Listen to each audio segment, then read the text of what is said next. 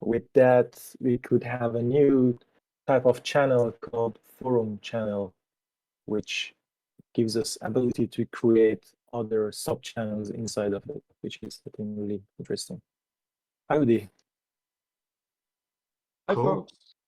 Hi. Howdy. What's up? Sorry for the delay here. Discord decided it wanted to install an update. Yeah, Just wait for yeah. one. Yeah, the teacher is allowed to come 15 minutes late. That's with the noble expression CT cum tempore at university. At least in Germany, German universities, they have that. You come 15 minutes late and they say, yeah, it's just CT cum tempore with a bit of more time. Very good. I like it. Yeah. Do we want to ping some other people that have been here other times just to make sure they know this is going on? We have a good turnout today, but I know we've had more people in the past. Yeah, I'll go through who's been coming, and I'll ping them separately as we go on. Super. Before we started, though, I just wanted to let everyone know that if you didn't see, some payments have been sent for last month. A total of 290,000 gas, 15 contributors. To be included on that, you have to add your name and address into the GitHub repo. And thanks to like people like Ashix and other validators who have been funding that community wallet. And then also, I just sent a draft PR to the Tool Scrubbers Guild repo, and it's with the very, very basic template for like a guild contract. The intention of that is to have everybody sort of contribute ideas, and then have the code intentionally bad, so we can use it as like a module later on for people who want to learn Move and to see the gotchas and then find best practices and work with that. Sounds That was all. fantastic. Yeah, it's a great initiative. So I did say something earlier this week at the engineering meeting as an idea here for this group, which is I think we should have a graduation from the Tool Scrubbers Guild for people who get through the initial lessons on Rust and complete the homework, right, and make changes to the code. And when you graduate from the Tool Scrubbers Guild, we will give you something. We'll give you repo access to the OL repo, but also we'll let you then join the Move lessons, the Move Guild. So I think that's what we'll do. Like in university, you have to do Econ 101 to do Econ 102. So the Rust classes will be a prerequisite for the Move. How does everybody feel about that? Sounds exciting. However, I'm not sure if I would put any hurdles into the way of anybody who want to learn Move. I mean, we can, Yeah, use anybody who wants to build something on the chain. I think would be highly encouraged to do so. I think that's good. That's right. I think But we okay, need. for our course over here, for sure we can do. I mean, it doesn't change anything, I guess. No, that's right. I'm trying to find a sweetener for people to do the homework here. Yeah, in our class. Good.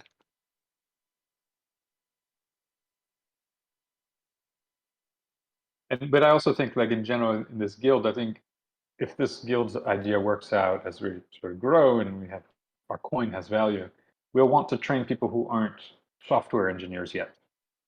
Right? We want to get people who are like people who join boot camps and such. Long-term vision. Something I think we could aspire to, like actually make this guild a thing in the world, and not just for 0Ls purposes.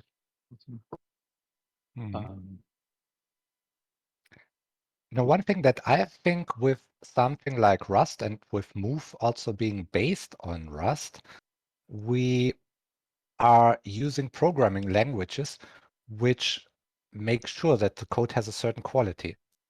So if we have people writing code who are very young and very wild and maybe inexperienced, I don't know, yeah, then this can get very nasty in, let's say, Java, for example. But I believe in our situation, that's perfectly fine.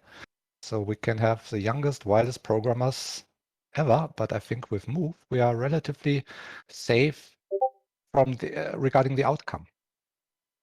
I think that's true. Yeah, I think, and that's a strong point for Rust, is that it's what's the word, ergonomic. It's something that people can approach coming from other languages, and it's very safe. I think that's really why I think there's so much attraction for Rust. And then Move follows that philosophy, make it approachable, but also make sure people don't shoot themselves in the foot. Let's see. So I might change over to my other screen, unless anybody else wants to start another topic. Do we need to review? Does anybody have any questions about what we'd want to cover again from last time? Not something from the last time technically, but I think it would be, at least I'm really interested to see an example from the code base that we want to refactor, really. Like, pick somewhere that we should refactor or optimize, and let's do it live, and let's see how that goes. And I think that's really interesting for me. I'm not sure about others. Yeah, I think that's also what I would love to see. I think a like .clone example would be really good.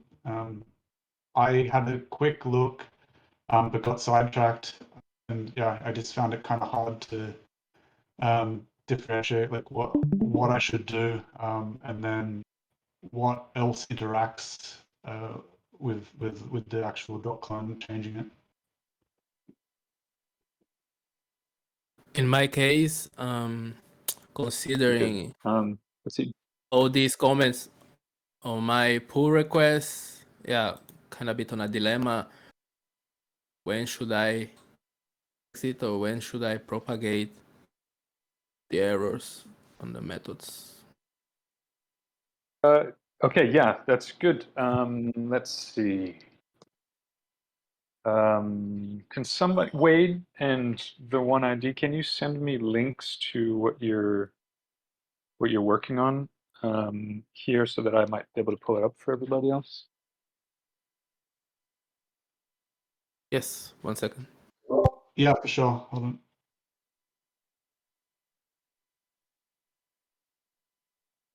So there is something else that I wanted to cover before we jump into a lot of code examples of our the OL code. But yes, Danielle, I think that's a great point, that we should actually start doing these interactively with our actual code. Today, what I had in mind was to go over structs and interfaces, rates, and implementations. There was one other thing I wanted to do with control flow, which the OneID I noticed in their commit. So let me just do this quickly here. I don't think main can have a return type, but let's do another function here. Let's say, let's call this a wrapper, and this wrapper returns a result as well. I also want it to return new64 and a string. So I've got this wrapper thing here, and what I want to do in this, and then I'm going to put this wrapper above here in main. I'm calling wrapper here. Sorry, what I meant to do is I want to keep the exact thing we had here, this get res time res here, but I want it to be a wrapper of get time res. So if you see what's going on here, this wrapper is returning the same return signature as the get time res. Yeah. So this should just run no problem, as it was doing before. I mean, this error is expected. So what's another way that I could do this? I could assign this. I could assign something to this get res time, and I could just return R over here. Yeah. So I'm gonna get the same thing here. And the other thing that I can do now, sorry, this is all seeming very redundant, but the point is when I have something that returns a result, whenever I have a function that returns result, there's one thing there's one keyword that I can use, which is the question mark at the end of this get time, and that unwraps it in a safe way, such that I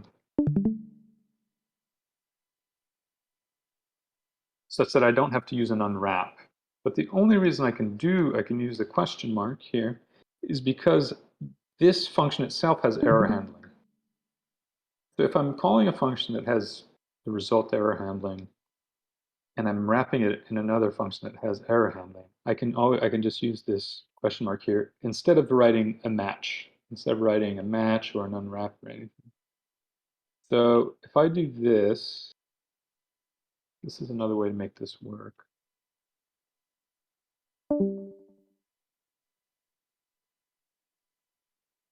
Oh, what did I do wrong? Oh, thing I always do. This should be fine. Yeah. So this question mark thing, it's very handy. You'll see it everywhere, and people are wondering what that's for. It's the same thing as an unwrap. Generally, you'd use it in the same case as an unwrap, except if except it preserves the error handling logic for something that's wrapping error handling. So use the question mark whenever you can. So I'll stop here for questions. I didn't want to spend too much time on this.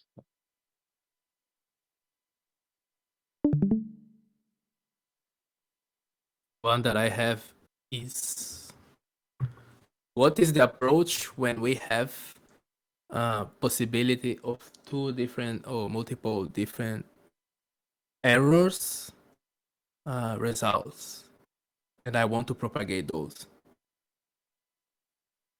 Let me see. For example, there's this result that wraps a string in case of error. What if I would have another function that I'm calling inside this scope that returns result of error, for example? Yeah, that's good. So this is something you're going to have to deal with when there are different result types. So let's make this wrapper return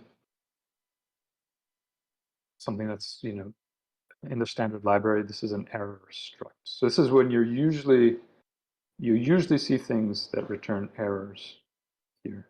And so I think what you're suggesting here now, the one idea is that this won't compile because this return type here, this error type that you're expecting in the error position is different from what this one returns here, because this one returns a string as an error.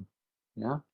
So this isn't going to compile because the types don't match. So it says something like, well, you haven't implemented a way of getting from string to error. What you want to do, the most idiomatic way to do this in Rust is you would map the error, in the case of an error, Let's see if I'm getting this right. I'm getting into some other things you haven't seen yet, which is closures. Oh, this is good, actually. So maybe we'll do explain the closure. So what's going on here? What did I just write? I'm adding a method. This is a method on the result.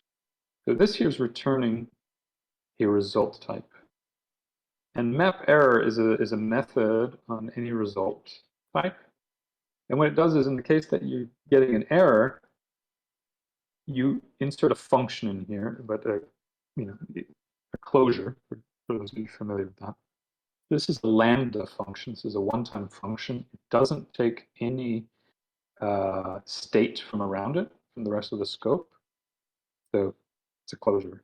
We can get into closures in more details for people, but basically this one-time function that's in here that doesn't take any enclosing external data, except for what it's expecting here.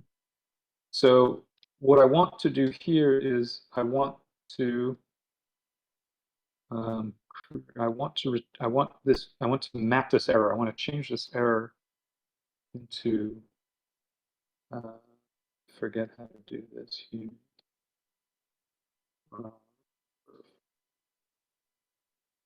Let's see if this works. I don't think it will. Except, yeah, it's expecting an error type. Let me do this with the standard error thing. Because I usually use it. We usually use a library for this. I'm trying to do it. Let's see. As you can tell, I'm using. You might tell I'm using GitHub Copilot to test this. Can I ask a pretty basic or general question regarding this? Because what the OneID just described, it did sound a lot like error handling in languages like Java, which have exceptions. I can throw an exception and somewhere I catch it or not, and then different types of exceptions can be passed upwards, and I can handle them somewhere. And as far as I understand, Rust, or let's say one of the beauties of Rust, I mean, okay, you can also not like it, I don't know, but one of the good things about Rust is it's pretty darn stable because I don't have anything like that. So in my function call, I can get the expected error and I must deal with it basically. I mean, I don't even have the option because I mean, I get the result and there can be an error. And that's it, I'm done. And if I'm in another function call that is in an outer layer in the scope above, yeah, maybe I get other errors or the same, doesn't matter. But whatever I get is one error type that I must deal with. This is how I understood it so far. So it's very determined what kind of error can come back and that I actually deal with it. I can terminate the program, I can continue, whatever, but I have to deal with it somehow. Is that right? That's right. So Rust is by design not really opinionated in how you handle or throw your errors. There are some patterns that you use and there are some built-ins that you can use, like this error type in here that has its own methods and has its own ways of adding more context to it, but it doesn't have a built-in way of doing that. And then you decide what to do with the error and you decide when to terminate the program unless there's a panic, when it's impossible for its code to produce an answer. Does that help? I mean, I like the way you put it. Yeah, definitely. So I'm forgetting how to create an error type here. What do I want to put in here? Well, okay, so here's how I actually do it. So I'm going to import something that's called anyhow. So anyhow is this library that you'll see a lot in our code. Let me see. I need to add.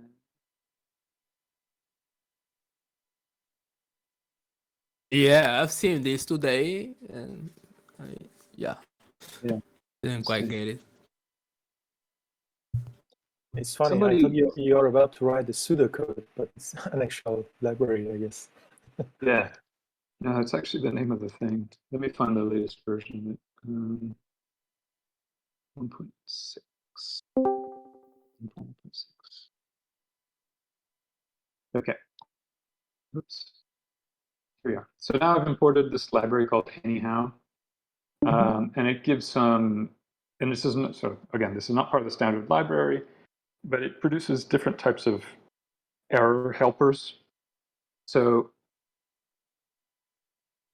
now I'm going to use this other type that Anyhow is based that produces, which is the anyhow error. It's not the standard library error in Rust, but it's the anyhow error. But it has some magic that helps you cast between the different error types. So I'm probably confusing people, but it's just I forget how to do the error. So anyhow has some macros like I can just return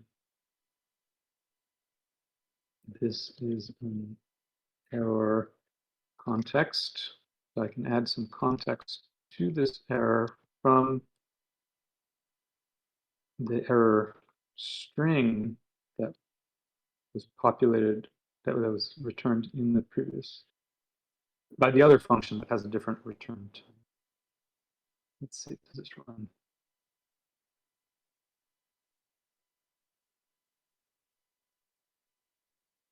Okay.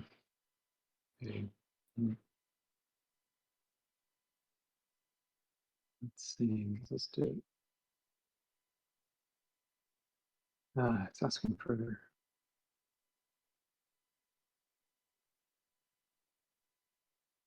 Okay, I'm getting a compiler error with this library. I might stop here because I just need to prepare a little bit more to. No problem. I I don't remember. can also do a bit more reading and look more into code. I've seen this anyhow there, but I didn't understand. Now that you mentioned, Yeah. it would be easier to get. Yeah. So anyway, you want to map between errors, and it's a bit annoying, and I'm not really thinking about how to do it correctly here, but. So I've seen errors with just ERR.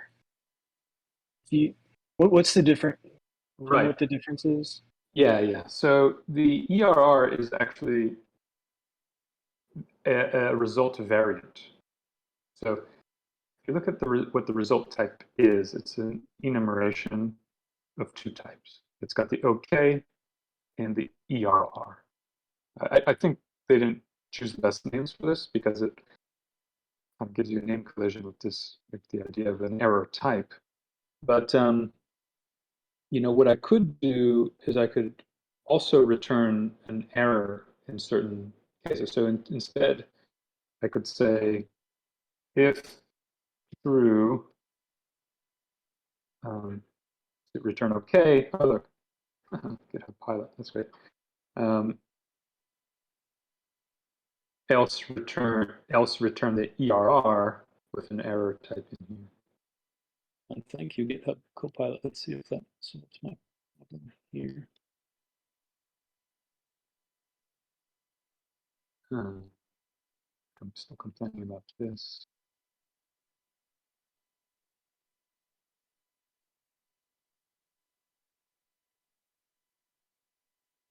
No, GitHub Copilot, you didn't know.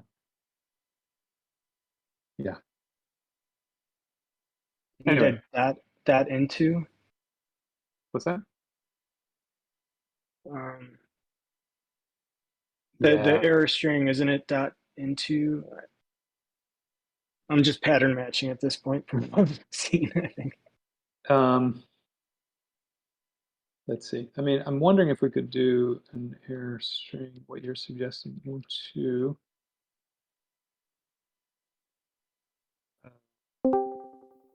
Okay, but this is not useful. I mean, right now I'm just showing my ignorance. confusing, you guys. So give me some chance to review when I'm not on stage. But yes, what you want to do, the one ID, is generally you want to map it to return the correct error type that it's expecting. So let me just make this simpler here. Let's make the return type for error cases in the result and also an I64. And so if I get an error here in this closure, what I want to do is I might want to just debug. I just want to print out the error string, but then I want it to return 0.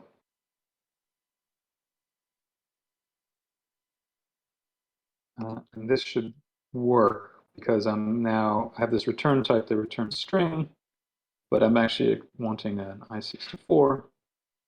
So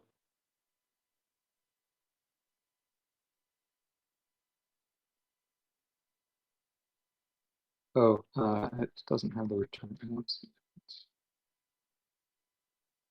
want to return the actual thing.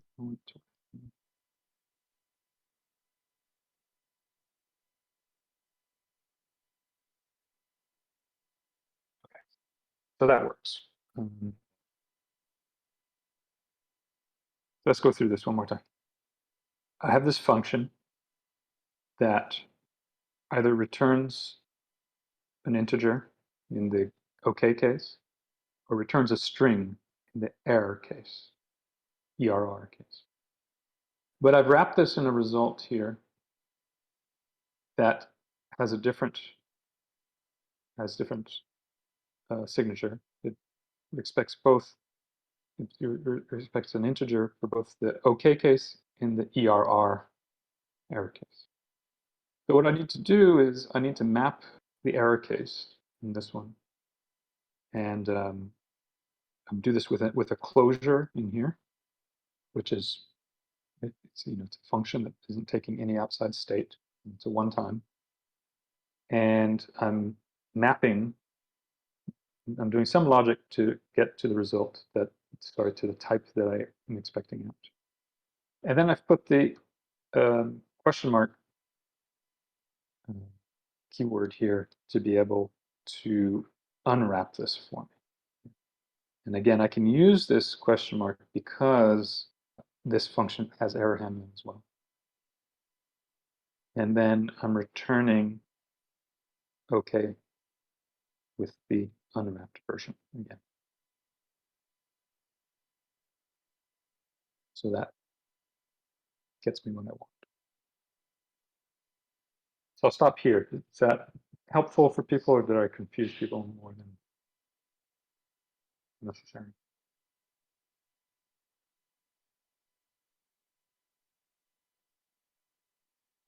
I'm going to take that as people getting confused. The one ID, was this helpful? Yeah, it's good. I actually got to use today on in the pull request.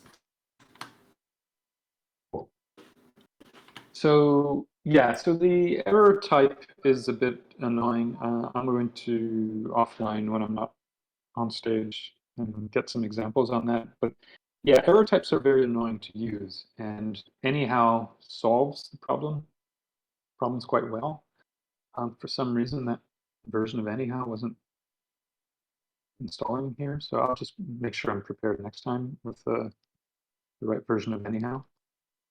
It shows that, but it's a very useful library. You see it everywhere in RL code, and makes better.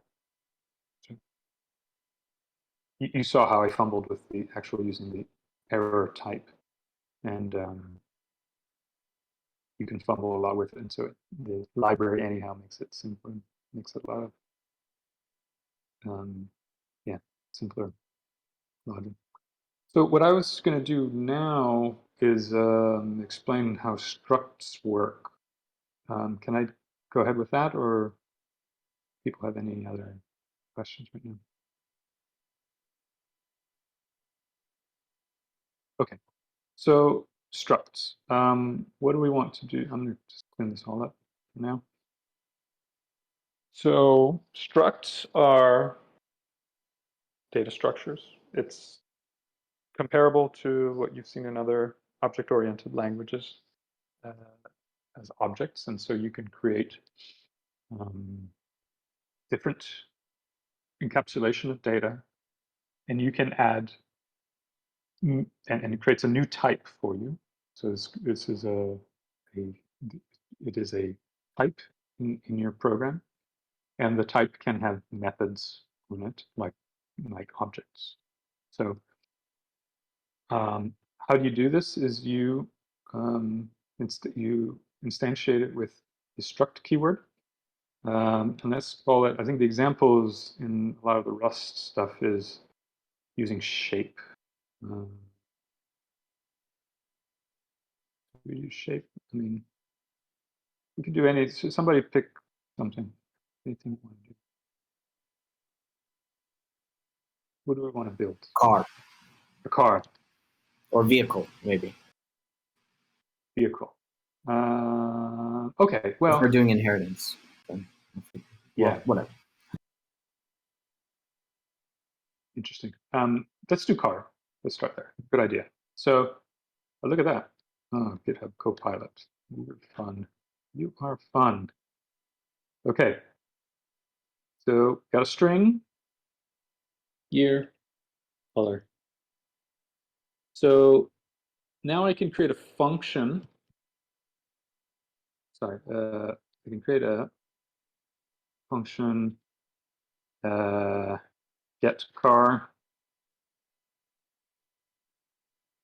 and I want it to return a car type. Yeah. And so, and then I'm going to want to call this get car over here. Well, I'm going to assign it. So I'm going to say let C equals get car. And I'm just going to debug what this C is, and that's going to be my program. So I'm going to try and run this, and it's going to break because okay. I'm going to have to do some. I have to do some magic here. People, hang on.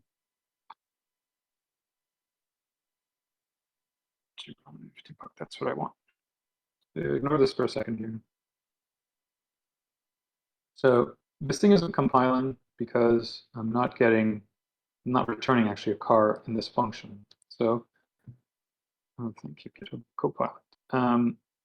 This is crazy. Copilot is so funny. So I've got my car, which is a red Volvo from 2019. Says a lot about this, the people who are using GitHub, writing stuff on GitHub. So I've got my car, and I'm returning car, and now it should compile. Let's see, compile. Yes, so we compiled, and we printed out the Volvo. Yeah. I'll stop here. Any questions of what just happened?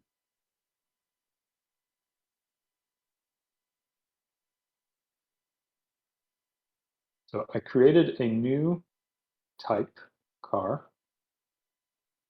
which is a data structure with these keys. And I have a function here that gives me a car, and I'm calling this car. I'm instantiating this car here, and I'm just printing it. Okay, now that's good, but got a couple other things I want to do with this car. So I got the simple get car.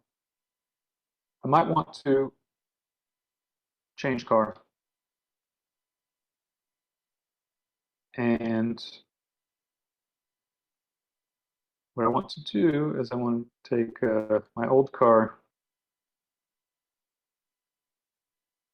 I'm entering this car here. and I'm returning another car at the end. So what am I doing here? I want to do this, but I want to take my old car.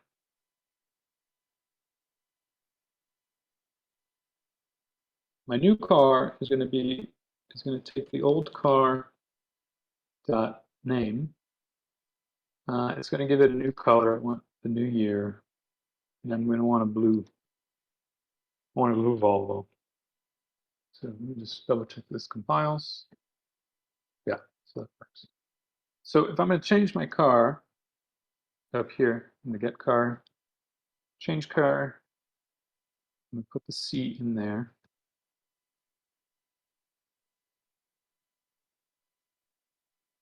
New car. And now I'm going to print out my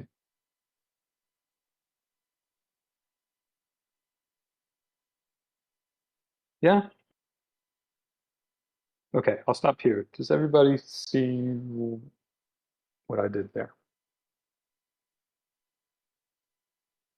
So I'm able to create a new type. I can use it as a return, and I can also use it as a argument, as a parameter, a type. And I can then call the. I can actually get the field on it just by using it as you would expect in other languages, just with the dot notation. Yeah. Now this is Makes all. sense. Sorry, yeah. Everybody okay with this so far? Okay. So now we're going to get into. Okay, but this is all well and good. I can have these functions that are sort of in my code here, but that's not how you actually want to implement. We want it. We can keep it cleaner by making methods type for this object. So in Rust, our constructors and our class keyword is in an impl, so for implementation. Yeah. So what I'm doing here is I want to create impls, implementations of a car. And different from other languages, you can have multiple constructors for cars, and you can of your struct for your object. So generally, yeah. So I can just have this word new. Sorry, and I have to make it a function. So I got this function new, which is my constructor, and so I'm passing in the things I need to it, and it returns a car type. And then, sorry, this is my OCD for naming, but I want the new name, new year, new color, and then this here. If that's clear. So I've got in my function signature, I just have the actual types that I'm going to instantiate, the arguments with their types when I'm instantiating, and I'm returning a car. But I can also have a different type of constructor, which is a default. Sorry, and the names doesn't matter, so I can just call it my default. And I want it to be,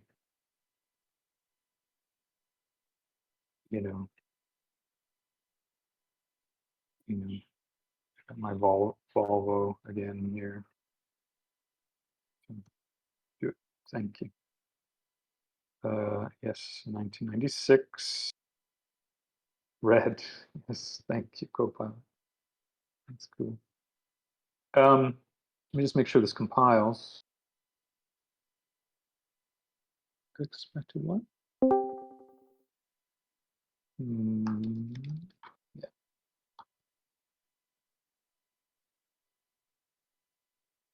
Okay, yeah. So I've got my two ways of instantiating a car object. I've created this one called new and default. So in my function here, instead of what I had done before, I can do my let's see I'm thinking Copilot. And then I do this. Yeah. So so this is the notation that I use for a method. So double colons. And I can access all of my methods like that. So car, and with my VS Code, it shows me the different ones I have. I have the defaults that I created and the new that I created. So here we go. And there we are. I'm using methods for my type. It's very, I think if you're familiar with object orientation and from other languages, I think this will be very intuitive for you. So maybe I'll stop here. So I've shown you creating a new type with fields. And this type is an object. And I've created implementations on it, created methods on this object. And I can call these methods directly to construct the object. Any questions here? Yeah, can there be multiple implementations? Like blocks? Yeah, so you can. So let's say I don't think this is going to complain as long as I have unique ones. So yeah, that's fine. So you'll see in our code and code that I've written, I sometimes move my impulse into different files. So we have this in the OL code, we have this enormous object called node in OL code. And I've got the different implementations in different files, in fact, so that keep it clean for different domains. Was that what you were asking? Yeah, no, exactly. Yeah, my follow-up question would have been, can you implement them in different files? And I guess the other, if you can do that, is there a good way to see where everything's been implemented? Because it could get confusing if there's multiple. It's hard. I mean, it's usually the user IDE, your tools that are doing this. So for VS Code, I find it through. Is it not doing it now? This gives me a list of everything that's in there that I've created. Okay. Yeah.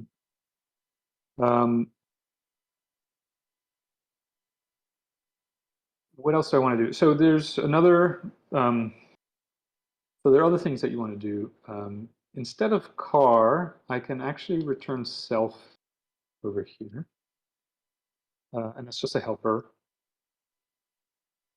so that I don't have to. I don't think this will work. It's actually a good question. Yeah, it does work. So I don't actually have to use the car name in my impulse, in my methods. So this is the idiomatic way of doing it. Yeah. So then let's do our change car. So this is the case of methods, right? So what do I want to do? Let's see, it's GitHub. Oh yeah, Copilot, you got it. You got it. Got it.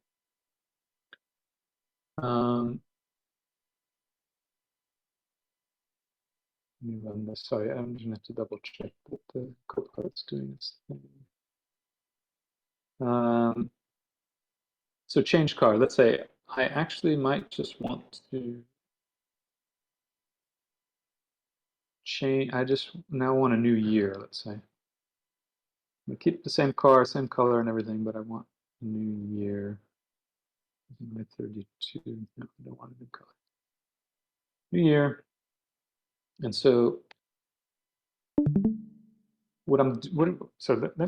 actually let me just run this and make sure that I'm doing what I expect.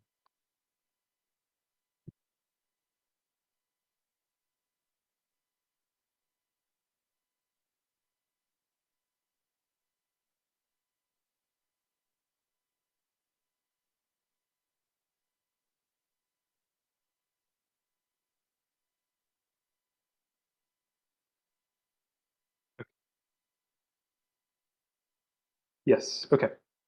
All right. So let me show you what's going on here. So I've got my constructors here.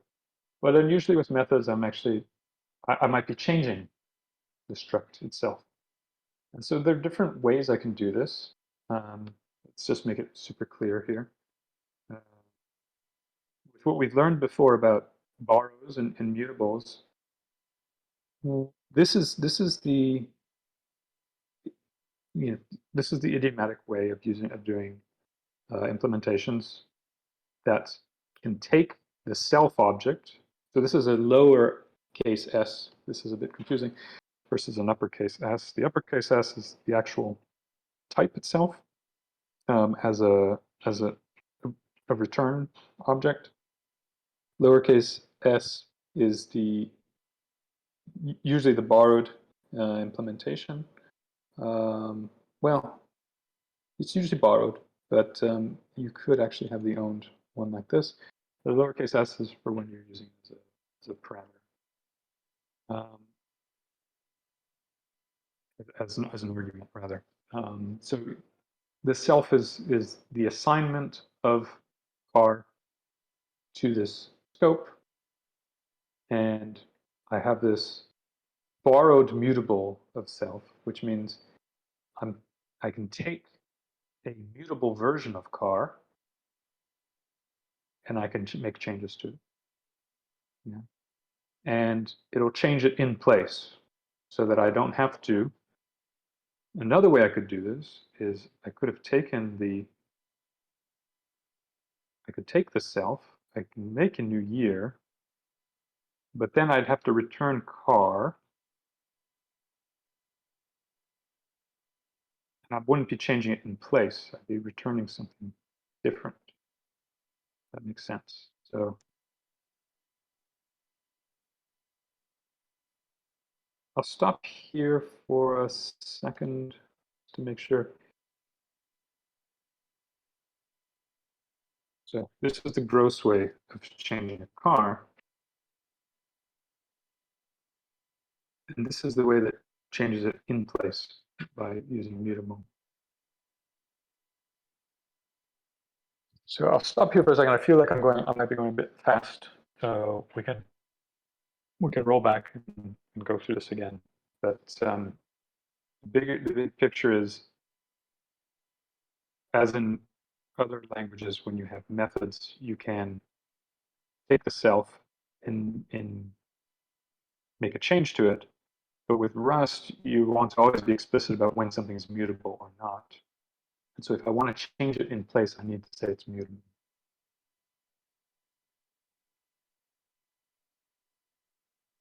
I'll stop here. I hope you have questions. I have just one question, which is kind of about like programming style. Like I know some languages like Java really want you to use objects and structs and classes or whatever they're called in the respective language, and then some like Go are like not really, or even C, like either don't have this stuff or they have it but they don't necessarily require that you use it all the time. And so I'm just kind of wondering, like when you're writing Rust, like do you find yourself creating these objects and using methods a lot, or do you just write in more of a regular imperative style without a lot of objects?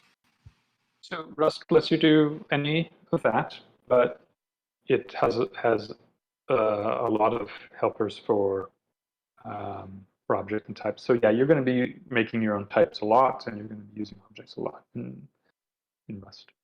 It's objects are first class in Rust, so to speak. So could you do pure, functional programming in Rust? Yeah, you could definitely do that. Do people do it? I don't actually know, but you want to be using the rich tool types. I don't know what it says. Just built-in functionalities for types in Rust. So yeah, you want to leverage this a lot. At least I do. I can't imagine doing stuff as complicated as a blockchain without doing that. Cool. Yeah, good to know. Be creative here, but I don't see how that's ever possible.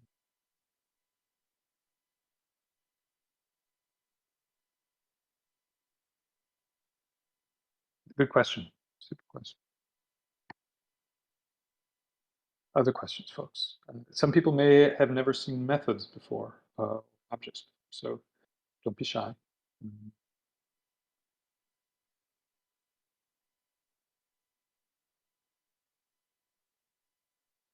Okay. What would be helpful? Give me a suggestion. What should I do next with these objects? People who have written other object-oriented languages, what would you like to see here?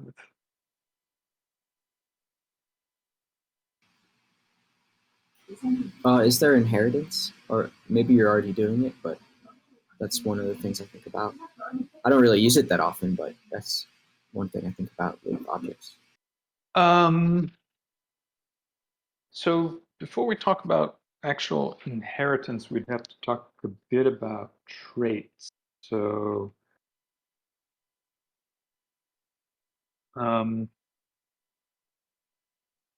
there isn't really inheriting in Rust. What you want to do is, yeah, I mean, you would have to implement your methods for each of your types, effectively. So I think if you're familiar with sort of the trade-offs in this space, you want to make this more explicit, more composable versus inheriting. So that's why I understand Rust. But you can make, but you can make your code easier to read in the cases that you would use inheritance with things that are called traits. So I'm wondering if I should get into traits right now, but basically what a trait is, oh, this is great. Car trait. So actually, you throw Mr.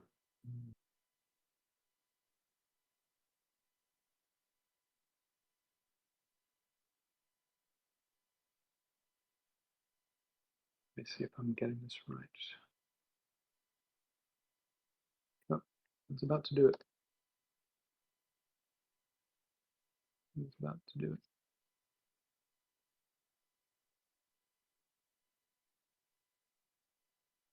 Is this going to do it?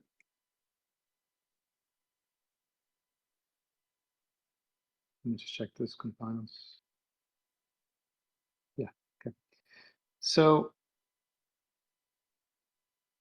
traits in Java, so you can have somebody, the people more experienced with Java, correct me here.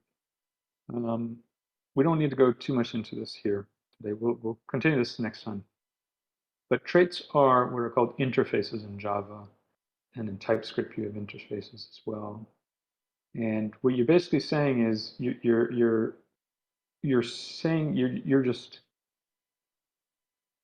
making explicit the interfaces that you need for in a trait.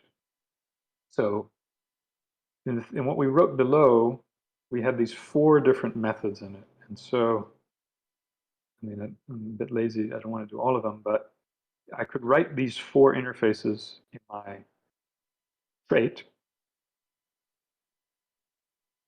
And then instead of writing this out, so I'm just going to do one trait. So I'm creating a struct with one interface, a struct of car that has a trait that has one interface new. And so the way I could do this is then I would write implement the car trait for car. And then this is what it's doing here. Usually I don't need to define traits. I can just go ahead and do what I did below. Traits are a bit of an advanced thing, but the trait allows me to have a different object. And so this is, Nate, getting to your point of sort of shared interfaces between things. And so I could have my struct vehicle.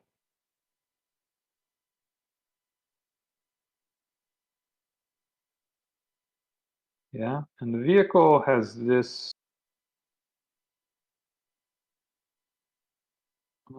What does the vehicle have? I mean, Attributes. yeah. Let's see. I'm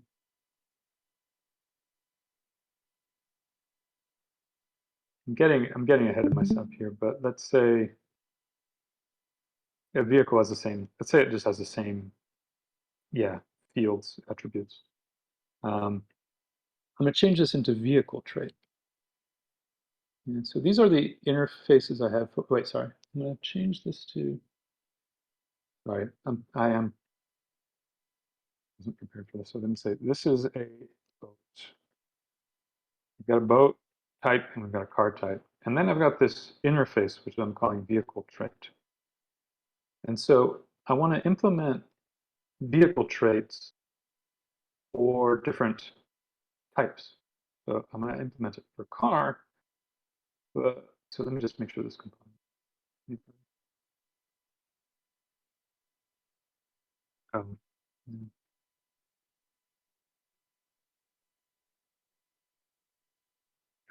That compiles. So I'm going to implement my vehicle trait for car. And I'm also going to do one for boat.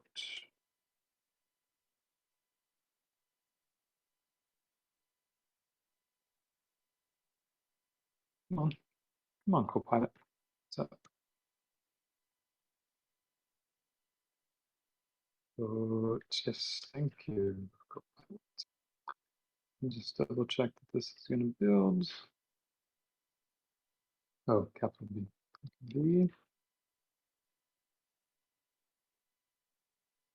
Okay. And so now I'm going to,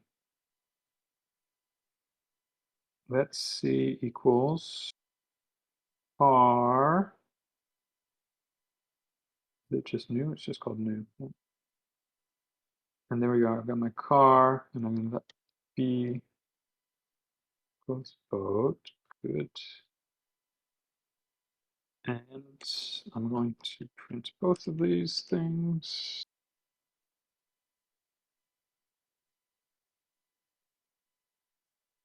Yeah.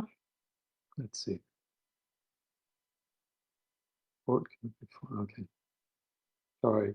Close your eyes, children. This is the next lesson.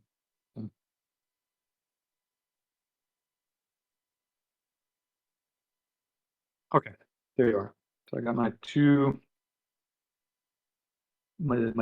things that are vehicles that have a shared signature that I want to use.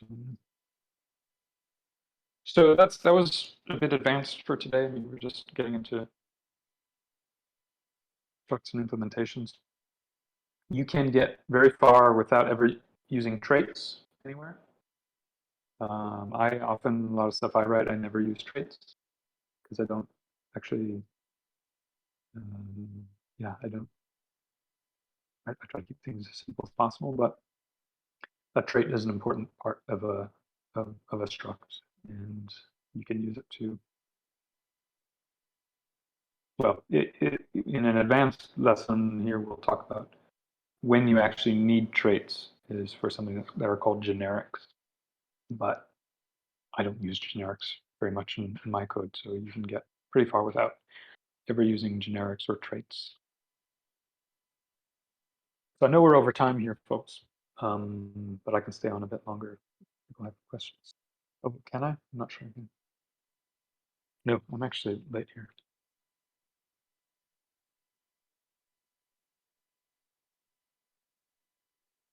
What, any last questions before I have to jump? Otherwise, happy to chat in the text in our channels.